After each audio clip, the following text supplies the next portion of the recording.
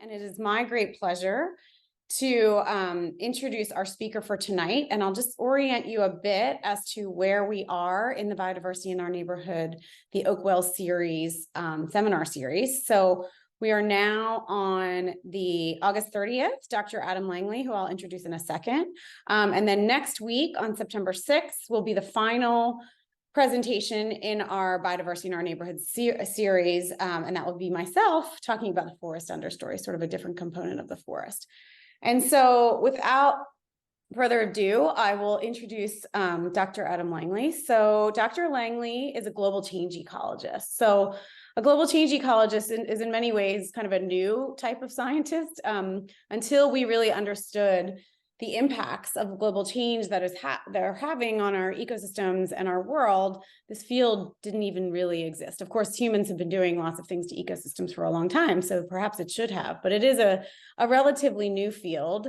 And Dr. Langley's research focuses on many different tiers of kind of global ecology and its organization. So in some ways, he does very experimental work. He's been one of the lead principal investigators at the GCRU site at the Smithsonian Institution. And so this is actually the longest running elevated carbon dioxide experiment in the world and in a marsh ecosystem. And it's really interesting because they've been able to look at just using this beautiful experimental framework, like what do we do when we put a bunch of extra CO2 into the atmosphere around these plants? And so Dr. Langley and his colleagues at the Smithsonian have many other experiments at GCRU. And if you ever get a chance to visit it at the Smithsonian Environmental Research Center, you should. I always call it like a congressperson's experiment because there's boardwalks you can walk on and you can really access all these sea level rise and elevated carbon dioxide and nutrient and warming and all these other vast experiments at the Smithsonian. It's a really incredible place.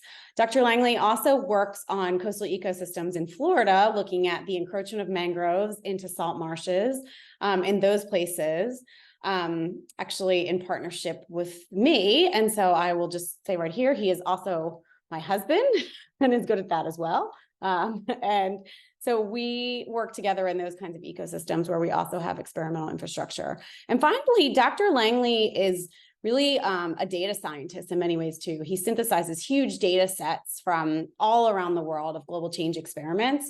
And he and his colleagues that do this kind of work have really come up with some fascinating patterns as to, how are global changes affecting ecosystems in all different kinds of places and all the continents. And so that's really fascinating work as well. He's had over 60 papers at this point, and his research has been funded by the Department of Energy, which is really interesting because they do fund elevated carbon dioxide research. The National Science Foundation, he has a long-term ecosystem grant from the National Science Foundation that funds his work at the Smithsonian. He's also a graduate director in the biology department at Villanova, and has been very involved with his classes there in working at Oakwell and documenting for the first time some of the things that we now all know so well that are special about that place in terms of carbon storage and other things. And so that's what he'll tell us about today. And so with that, I will let Dr. Adam Langley take over. Thanks, Adam. Put it on mute. Thanks, Sam. And I want to thank the organizers of the series, Aaron and Julia and Kim. Sam, do you want to turn your volume down? Okay. So yeah, we've had a great series. We started with some critters and then we went up into the sky, and now we're coming back down through the forest canopy, eventually to the understory next week. So let's see. I'm Adam Langley. I've been here for about 12 years at Villanova in the biology department.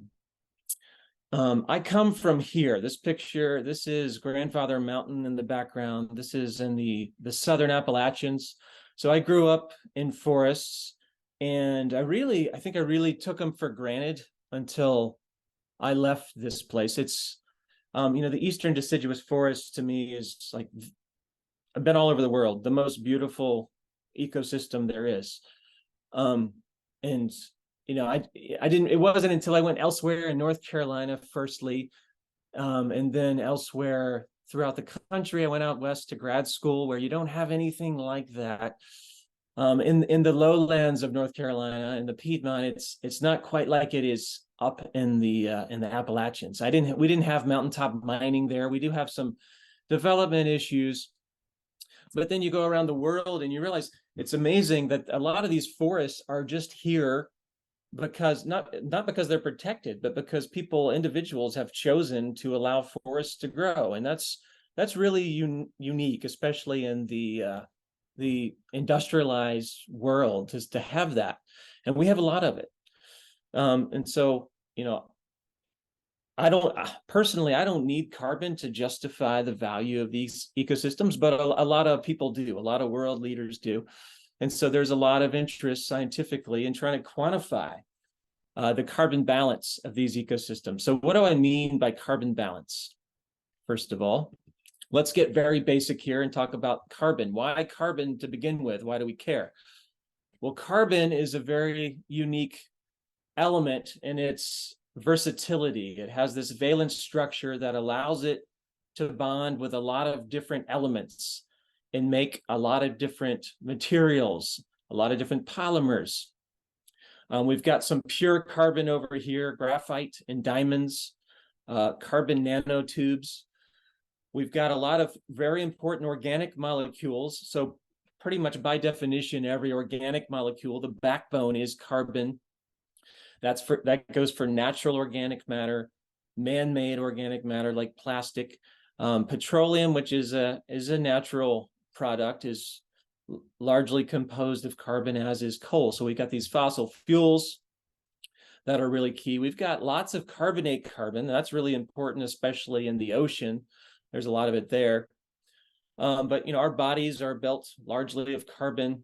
And we also have these gaseous forms. This is CO2, which I'm going to be focusing on. This is methane, another important atmospheric component. These are the two main drivers of human-caused climate change, these gases. Let's talk a little bit about that. We'll get to that in a second in a little more detail. But so here's a very basic version of the carbon cycle, the most basic, but I really capture the most important fluxes here. We've got plants taking up CO2 from the atmosphere and ecosystems respiring that back. That's from the plants, that's from the soils, from microbes and fungi and animals and everything that lives in the ecosystem, just about, except for a few microbes, breathe CO2 back out. And they do a lot, they take up a lot and they respire a lot back. So they're key players. And so they release this CO2, which has these unique properties, these unique effects on the climate of Earth. So CO2, we can't see it. That's one thing I've always thought about CO2. If we could see it, things would be very different, but it's invisible to us in the visible spectrum, but it does absorb and re-radiate infrared light. We've known this for a long time. I was just telling my class about Eunice Foote, who is a woman who first discovered this over 150 years ago, that if you take a glass cylinder and fill it with CO2 and expose it to sunlight, it'll warm up much more than one that just has normal atmosphere in it. So pure CO2 versus atmosphere with just a little bit of CO2. So she knew that CO2 had the capacity to trap heat. Svante Arrhenius took this kind of information and reasoned with his knowledge of heat exchange that if we doubled the atmospheric concentration of CO2, we might warm Earth by about 4 degrees C, which I was just telling my class is amazing. That's over 120 years ago, and he pretty much nailed it. We've modified that a little bit, but more or less he's right. This is an article I always like to show from a newspaper, just a mainstream Otamatea Times. I don't know where that is even, but this is August 14th, 1912. In the paper, it's talking about climate change from burning coal. So on my timeline here, I skip ahead to this July, which was the warmest ever. And this is mostly to do with the amount of CO2 that humans have released to the atmosphere. So in understanding where the CO2 comes from and where it's going and what roles forests play in this cycle, it's important to understand a few basics about carbon cycling. And here's a little, I even simplified my carbon cycle more than it was already simplified. But like I said, we can't see CO2, but we can see water and we can feel water, and people have a good idea for how water works. And so I always like to use water as an analogy for CO2 flux. So you have an ecosystem here, we'll call that the lake. The size of the lake represents how much carbon is in that ecosystem. You have a river flowing into this lake, and you have a river flowing out. Maybe you have several small streams flowing in and a river flowing out. So you have these fluxes and you have a pool. And this underlies, like, just understanding this in the realm of carbon is some of the most common misconceptions arise from people's inability to distinguish between a flux and a pool. But with water, it's easy. So let's talk a little more about this, and I'll show you. This is an animation, so I'm always having this trouble. Like I said, we can't see CO2, so I'm always trying to think of ways that we can. So this is a very primitive animation I came up with many years ago, but I still like it.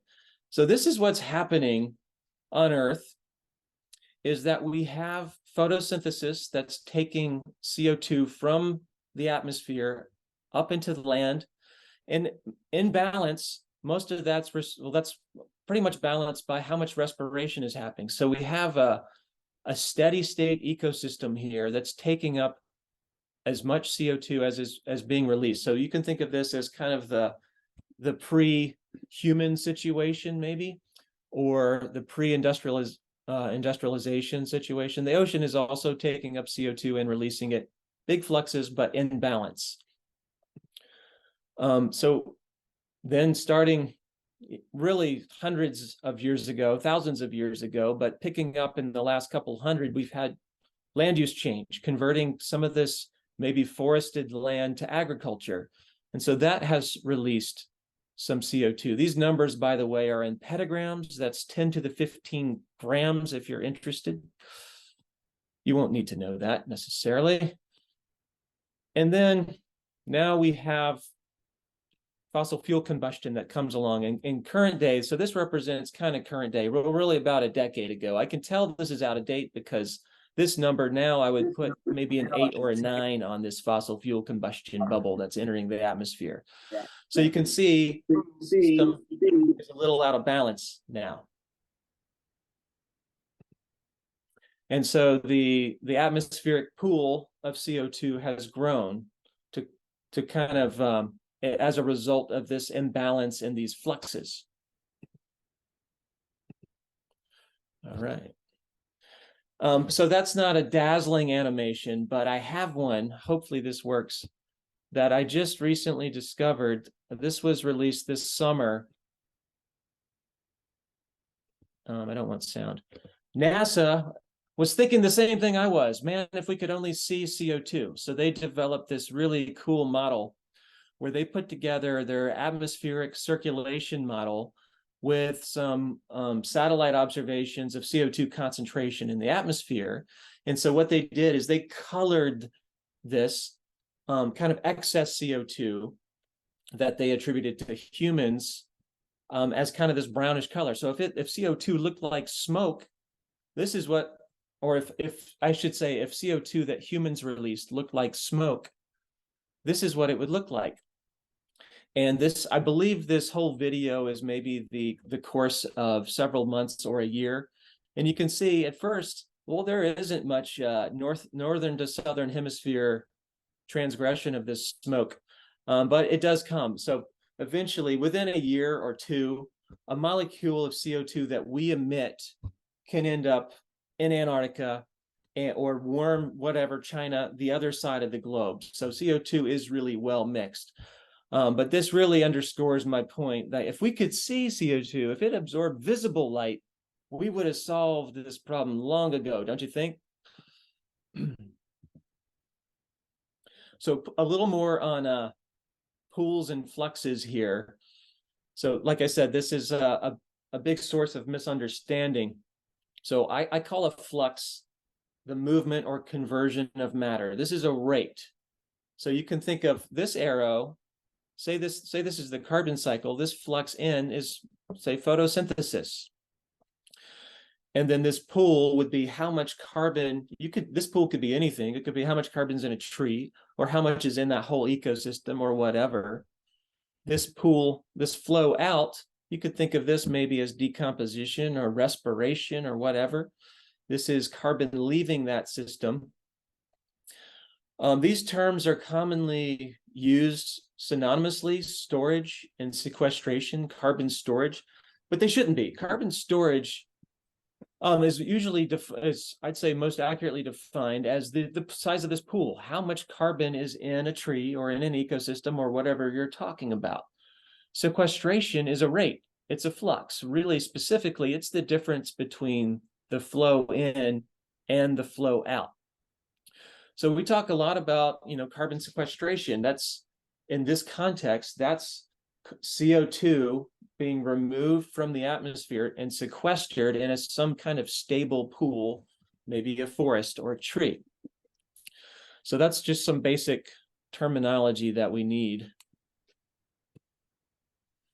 And what I think a lot of people get wrong is that the size of the pool may have nothing to do with the size of the flux. You can have a small pool that has a really high flux rate. You can have a large pool with a low flux. And so in which of these cases, which one of these cases that I've drawn out, so some large fluxes with a small pool, a large flux and a small flux, which of these has a higher sequestration rate? That would be this one, because the carbon coming in is greater than the carbon coming out. So this ecosystem here, if this is carbon, would be sequestering a lot of carbon and gaining carbon, taking more out of the atmosphere. There's some real world examples for these simple schematics I've drawn up, and we'll get to some of those in just a second. So estimating the size of carbon storage in a tree is actually pretty easy. And this is something you can do in your own yard. The Forest Service, and I feel really good about these measurements. The Forest Service has come up with this system that's ultimately about kind of quantifying the wood volume and the monetary value that's in a forest. So the numbers are good because there's money behind it, right? So all you need to know, you need to be able to identify your species, but you don't even have to get it just right. You can get it close. So these are just when we go out and do this is a little handy guide I give undergrads who don't know which tree is which. You can figure them out pretty easily around here. There aren't that many common ones. And knowing, then all you need to know is to measure the diameter of the tree. This is diameter at breast height, so you just reach out where your arms are and measure the diameter of the tree. And knowing that diameter, you can know the biomass of that tree. It varies depending on the group. They have different relationships for different groups of trees. This looks like pine trees. You can know with about 90% accuracy what's the mass of that tree. That's pretty amazing. And if you know the mass, trees are roughly half carbon. You pretty much know the carbon mass. So you could go out in my yard. I could do this in about 10 minutes. I only have about 5 trees out there. But you can do this pretty quickly and estimate total above ground biomass carbon in a forest or in your yard. So these fluxes are hard to measure, but these pools and maybe the change in the size of these pools, that's actually pretty easy, at least some of the pools. So that's what we did. My class, my global change ecology class, in 2020. It was during the pandemic, and we always do this over at McCaig Woods because it's close by and they have some nice native trees. But we couldn't even use a van to get there. So we just were walking around Stoneleigh, and so we started making tree measurements, and a volunteer walked up to me and started talking to me, and his name was Arthur, I believe. I don't know if he's still there. And he said, well, if you're measuring trees, you ought to be measuring those because they're going to cut them down this year. I was like, really? Those? And I'd never seen or thought about. And I was like, well, those are some nice trees over there. In fact, they're much taller and nicer than anything or any native forest stand that you see anywhere else close by. But at that point, we couldn't get on. We did get a hold of a map where someone had measured this already with great detail. So they mapped out all the trees. They noted the species. Here's a 36-inch tulip poplar, tulip tree. So we have the diameter and we have the species. So we just made a spreadsheet. My undergrad, Emma, at the time, helped me tabulate all these. And we just put the equations in for each of these species groups and estimated above ground biomass. And so then we knew how much above ground carbon was over there. So that's really straightforward, really solid measurements. But the forest is more, well, a tree is more than what you see, and a forest is more than just the tree. So you have to, first of all, make some assumption about what's below ground. The trees have roots, and estimates vary, but anywhere from a quarter to a half of the mass of the tree is below ground out of sight. So we made some assumptions about that based on some literature. Most of the carbon in any ecosystem really is in the soil, and that's true for forests too. Even forests with massive above ground stores of carbon, they usually have more below ground, and that ranges from 2 to 5 times as much carbon below ground. So that complicates it. So you have to, there are ways to measure this. You can take a lot of soil cores and do a lot of soil carbon analysis. You can try to get a hold of some of the fluxes coming from these big pools. Or you can refer to literature. A lot of people have measured this in lots of places and try to estimate rates or amounts of carbon. And so we did that, and then we estimated, well, how much if you remove the forest. So all this soil carbon, I should say, ultimately comes from the plants that are growing in the forest. So this is when plants, when like leaf litter falls in autumn, like it's getting ready to do in a month or two. Some of that becomes very slowly becomes soil carbon, and that soil carbon eventually, although it all comes from plant matter, it slowly becomes unrecognizable. And you know this intuitively when you see a dark soil around here. That's usually because there's more carbon in it. And so that carbon takes a long time to accumulate, and it's a little slower to disappear when you remove the carbon inputs. So we referred to some literature and looked at some rates of carbon loss when you remove plants. And so we came up with this simple model. So first of all, the first number here is almost 8,000 metric tons of carbon. That's what we estimated was in, I can't remember what portion of Oakwell we assessed, if it was the whole thing or just the kind of native forest part. So in 5 to 10 acres, we found 8,000 metric tons of carbon, making some assumptions about below ground carbon and soil carbon. And then we ran this simple model to say how long that would hang around once the forest was cut down. So we said, over 10 years, you're going to lose a good portion of that, roughly half of that carbon, but you're going to continue to lose carbon when those plants are removed. Especially if they're not replaced on site, you're going to continue losing the soil carbon for centuries, if not longer. So that number, that's 8,000 tons, and I wrote it British way because it's metric tons. Turns out a metric ton is 90% of a US ton, so they're not that different.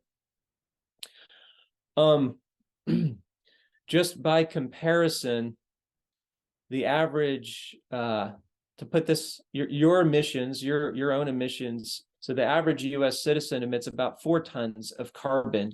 So this, a lot of measures like this here you'll see are in terms of mass of CO2.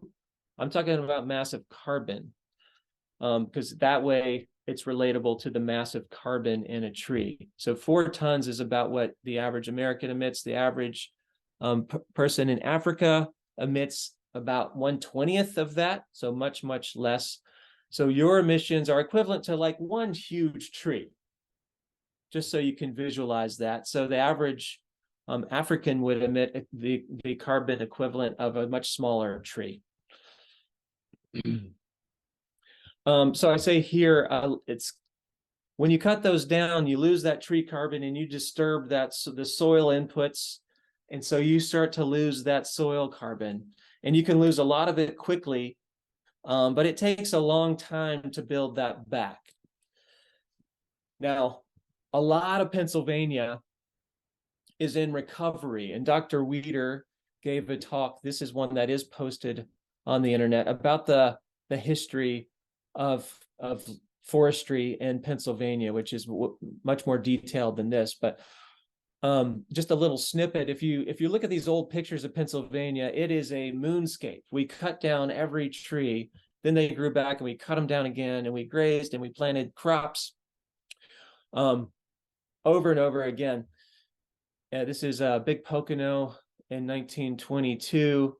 It was only, in the 40s and 50s and 60s where we started letting a lot of this land regrow. And so that's all over Pennsylvania.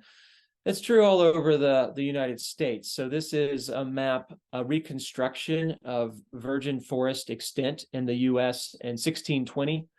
They say at that point, when Columbus arrived, a squirrel could transverse or climb on trees across the entire United States. I guess they go up the Platte River here and get across. And we removed nearly all of it. You can look at Pennsylvania, almost 100% forest to almost zero in 1920.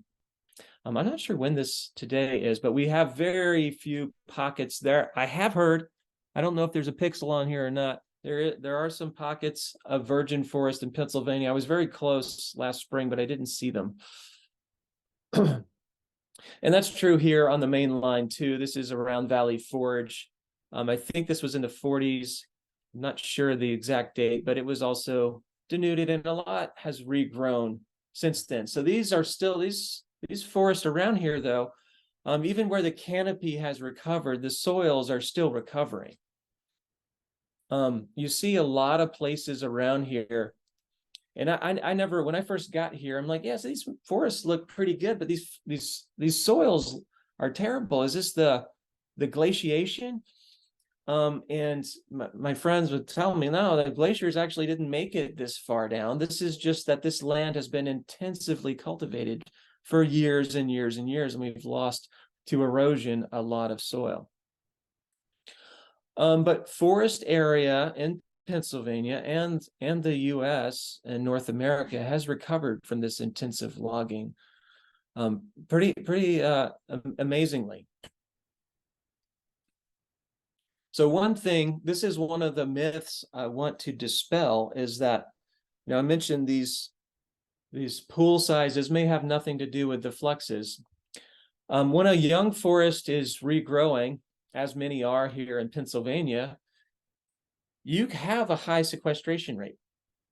So as those new trees come and start to, eventually, when they start to gain more soil carbon than they're losing, and they're gaining a lot of biomass carbon, then you can see that we have a much higher sequestration rate. An old forest is approaching steady state. Now, old forest, there's some debate about this. They still do sequester some carbon. But an old forest is, often it's approaching a place where the flow of carbon in equals the flow out. So people see this and say, well, shouldn't we plant more young forests? Well, no, because when you do that, you're taking this huge pool and converting it into a small pool. Then you're working your way back to the old forest, but you've somewhere along the way, you've lost all this carbon that was stored in that old forest. And you've sacrificed it for a high sequestration rate. So this comes up a lot, So when I was first dealing with Oakwell, the plan was, well, we're going to cut down, 500 trees or whatever, but we're going to replant new trees. A tree ain't a tree. A 300-year-old oak, just in terms of carbon, has a lot more than that young tree will have for centuries.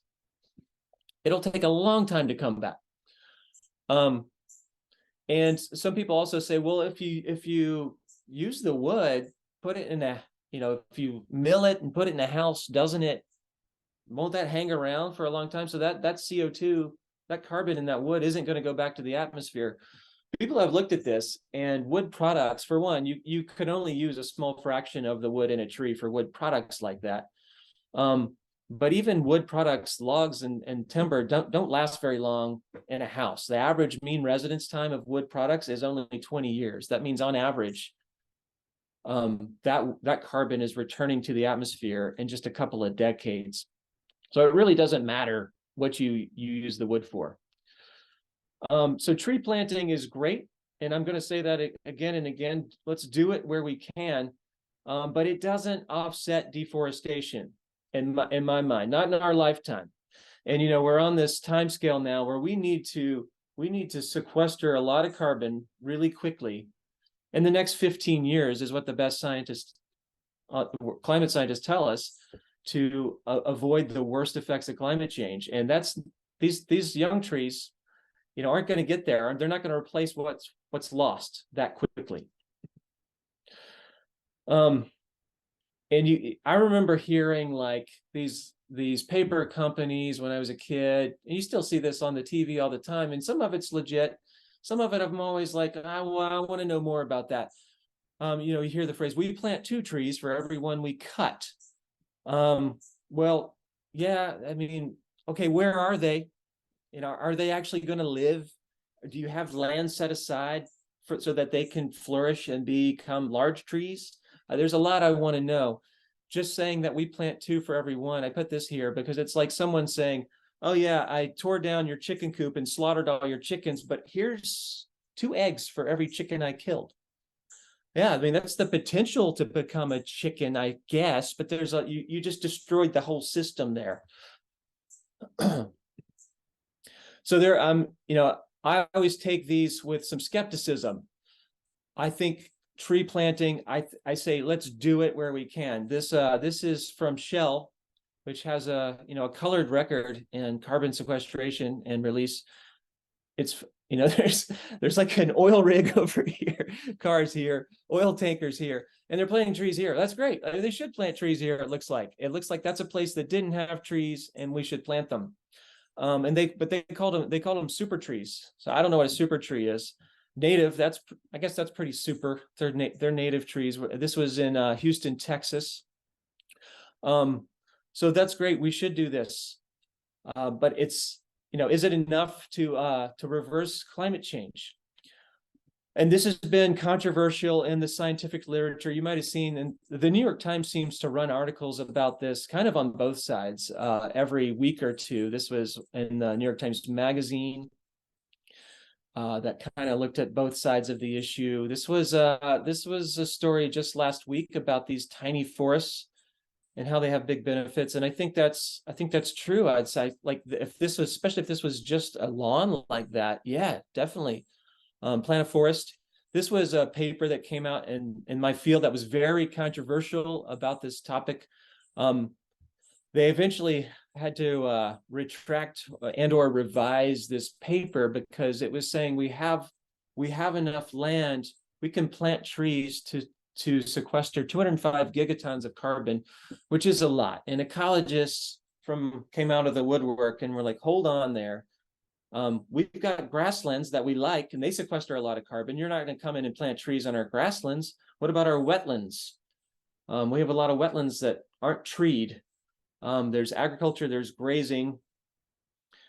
What about climate change? Are these trees actually going to live where we plant them? And that's something we've had to think a lot about, especially this summer.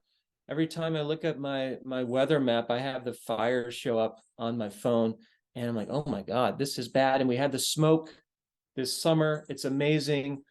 People have added up. So yeah, this is a place that trees were naturally. These weren't being logged that heavily, but forests, probably because of climate change, have caught fire and released a lot of carbon.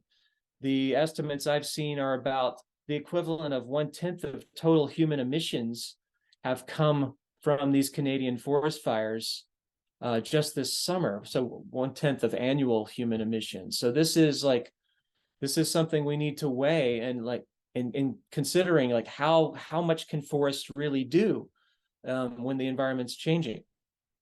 But here in eastern deciduous forests, the projections are it's probably going to get wetter.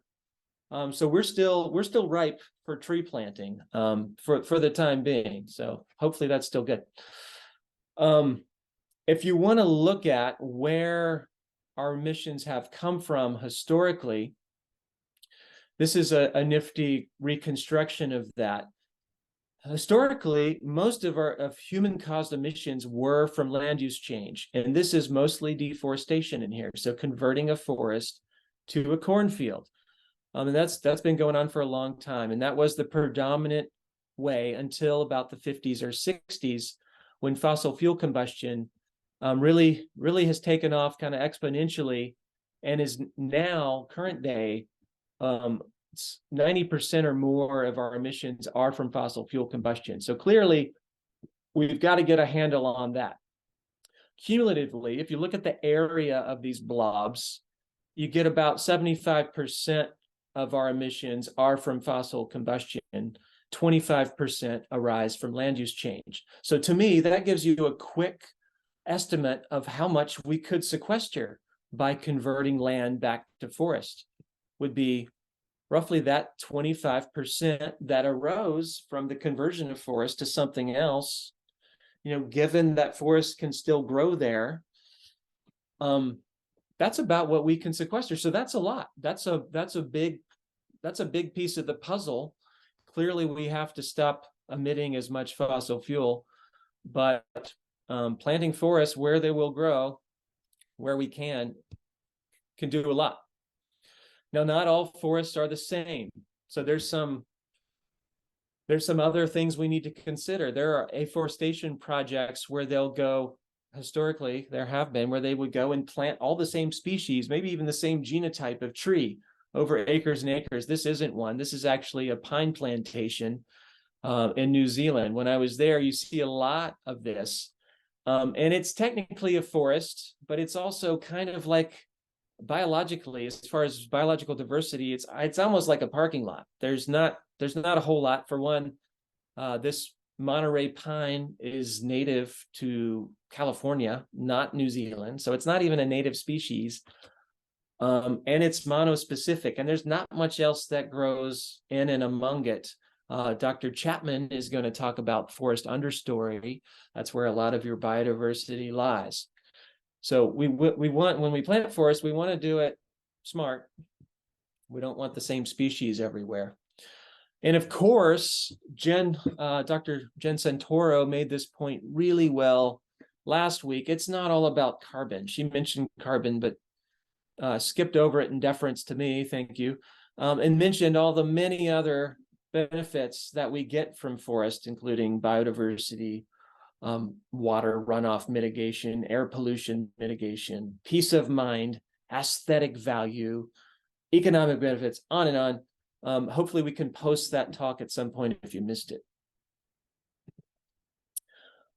So, what can we do? Well, I do think here we should plant forest everywhere we can. That was the native condition. We should plant native forests. You see some of this aesthetic around here, which has never really appealed to me.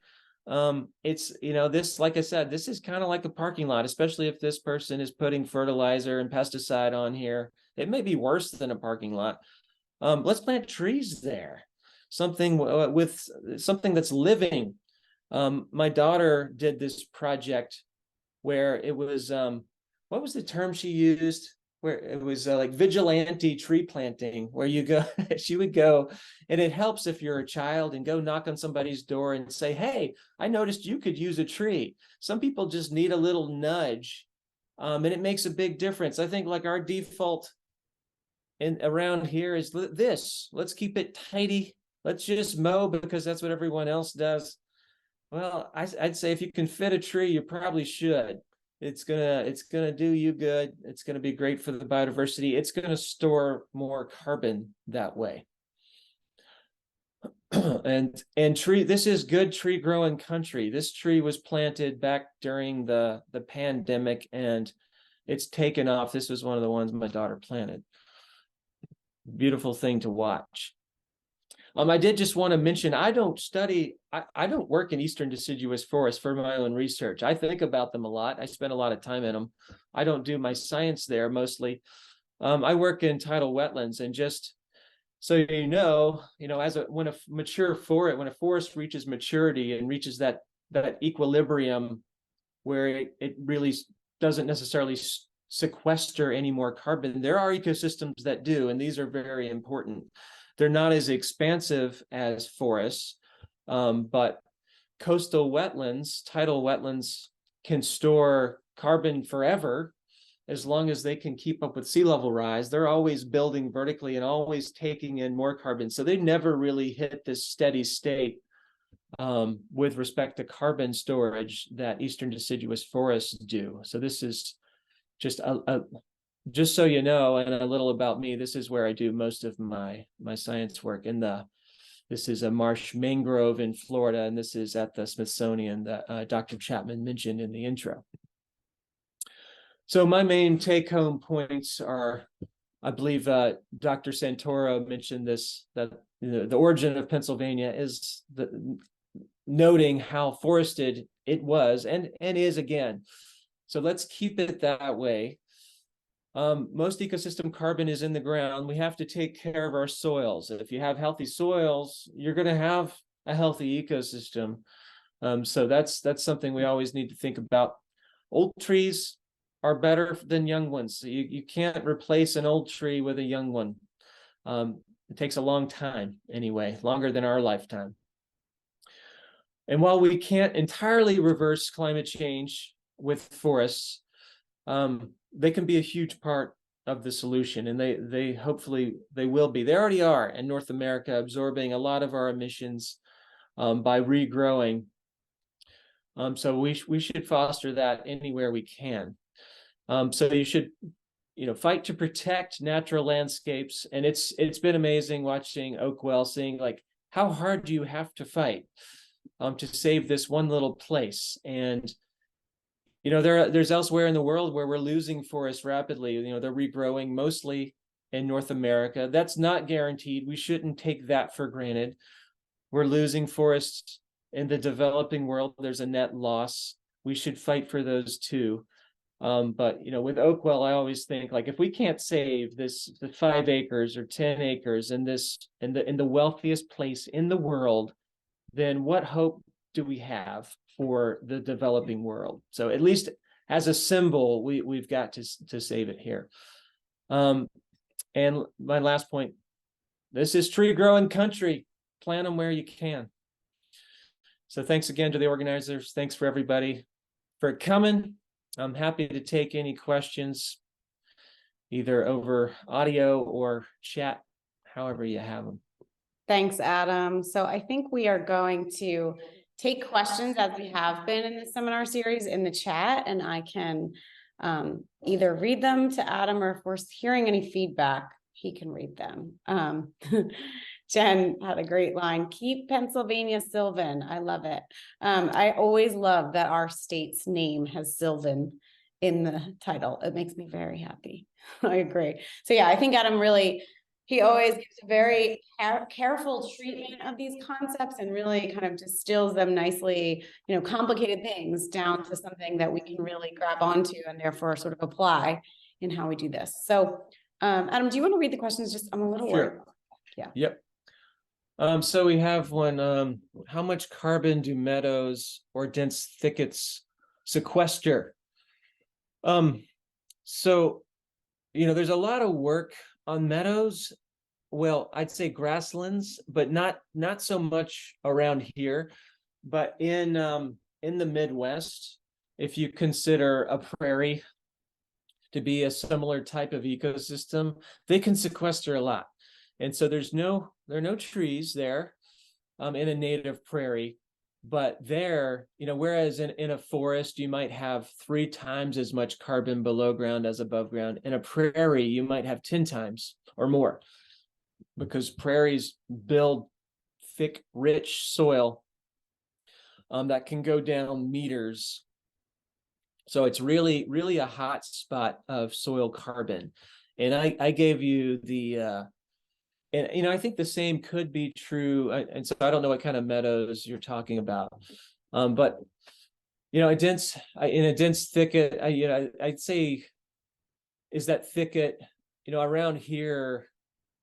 I guess there are thickets that kind of stay as thickets.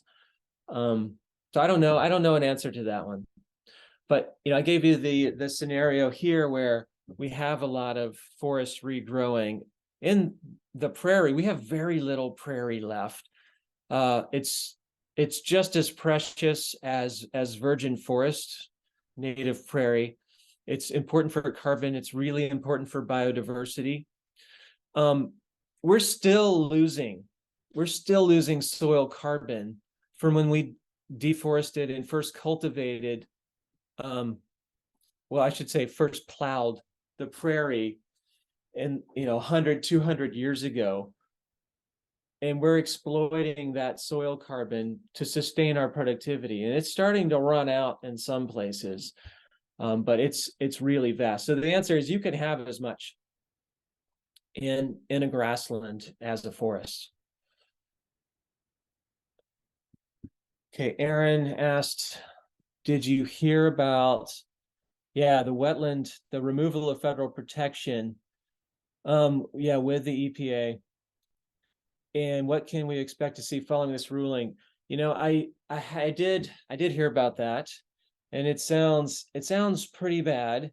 On the federal level, I think one thing I've heard, and please anyone chime in if you know any more than I do, is that hopefully this is where the state level and smaller levels can come in, is that we can still protect these with state laws.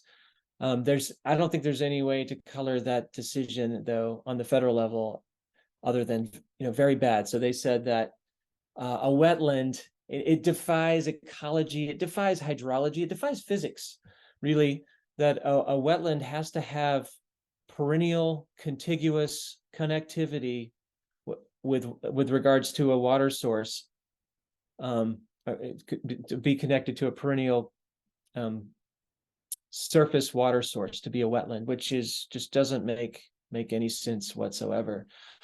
So hopefully the effects are as bad and as backwards minded as the reversal of the Supreme Court was. One of the first volunteers at Oakwell, or actually at Stoneleigh, that Adam and I talked with and met with, was very interested in trying to obtain the same protections for forests. And this person was a doctor. They were really fighting for this with some lawyer colleagues of theirs, the same protection for forests that we have for wetlands. And it really does raise the question, obviously we use water as a resource for our human populations, but as we heard from Jen's talk, forests are equally as important. And we heard from Dr. Shakia Cobbin's talk about air quality, right? So these forests are having the same kinds of effects on the quality of lives as humans. And so it does beg the question why we don't have federal protection for forests also in some places.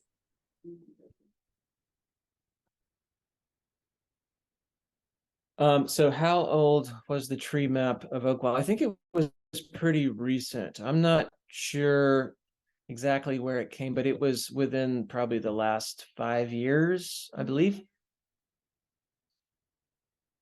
Yeah, but there is an older, much older one from the 20s that Aaron has. So it's really cool. I think at some point, was it maybe Jen or someone else was working on trying to relate those and look, it's a great opportunity, really cool, really unique opportunity around here, I think, especially to get an estimate of individual tree growth over 100 years. Really cool.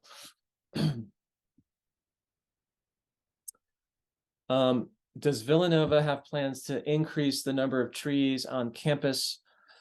Many of the natural areas on campus have significant invasive pressure. Is anything being done to address that?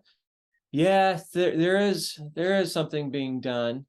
I can't say about the number of trees specifically. There's a lot of effort to have more native plants on campus. Just today, we've planted sea best, and it's especially because of the efforts of Kim Scott, has planted this native kind of pollination garden where there was really just kind of mulch and weeds.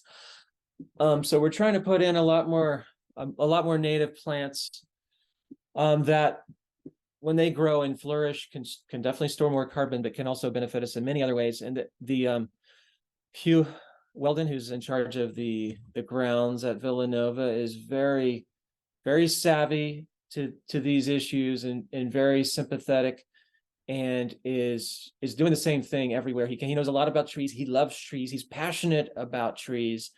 And he's planted a lot of native trees. I don't know about total tree coverage. It'd be interesting to see. My hunch is that is increasing. I think there's more pressure to increase the tree coverage and to put that kind of fairway aesthetic behind us. There is a need for fields and grass, of course, and we're going to have, all college campuses are going to have some of that too, but I think it's improving, I'd say, dramatically. I don't know about total tree coverage. I know Dr. Santoro did make has some very nice tree maps that will be really cool to follow through time, and we can hold them to account and say what our tree canopy is and how much it's changing. Okay, so there's Aaron.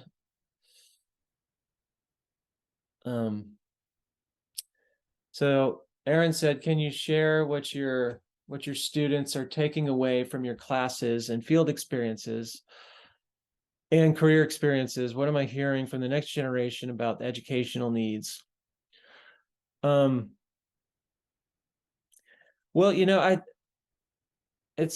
that's a good question, and it's something I've reflected on a bit. I think so.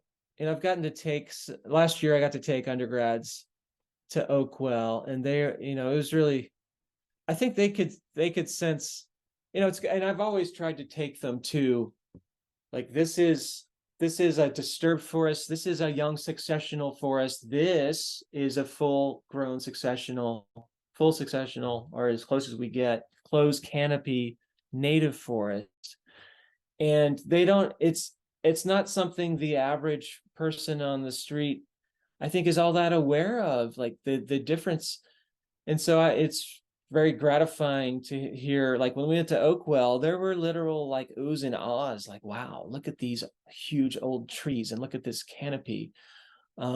So that's always satisfying. My students in general are way more savvy about a lot of these issues than I was at their age, for sure. And that's also gratifying. So even before they get to my class, they know how, more or less how climate change works.